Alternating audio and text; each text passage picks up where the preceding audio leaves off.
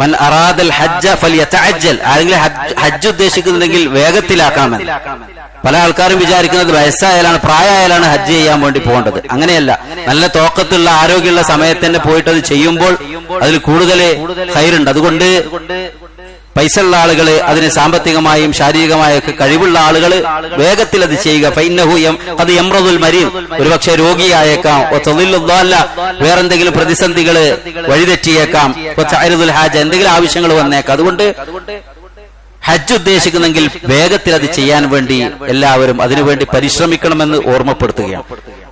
അതിനുള്ള പുണ്യം മൻ ഹജ്ജ ഫലം യർഫുസ് വലം യഫ്സുഖ് റജഅ കയൗമി വലദതു ഉമ്മുഹു. നബി സല്ലല്ലാഹു അലൈഹി വസല്ലം പറഞ്ഞല്ലോ, ഒരാള് അനാവശ്യങ്ങളില്ലാത്ത ഒരു ഹജ്ജ് നിർവഹിക്കുകയാണെങ്കിൽ മാതാവ് പ്രസവിച്ച കുഞ്ഞിനെ പോലെ തിരിച്ചു വരുന്നതാണ്. അൽ ഉംറതു ഇലൽ ഉംറതി കഫാറത്തുൽ ലിമാ ബൈനഹുമ. ഒരു ഉംറ മുതൽ അടുത്ത ഉംറ വരെ അതിന് ഇടക്കുള്ള എല്ലാ പാപങ്ങളും പൊറുക്കപ്പെടുന്നതാണ്. അൽ ഹജ്ജുൽ മബ്റൂർ ലൈസ ലഹു ജസാഉൻ ഇല്ലൽ ജന്ന. പുണ്യമാക്കപ്പെട്ട ഒരു ഹജ്ജിന് സ്വർഗമല്ലാതെ പ്രതിഫലമില്ല എന്ന്.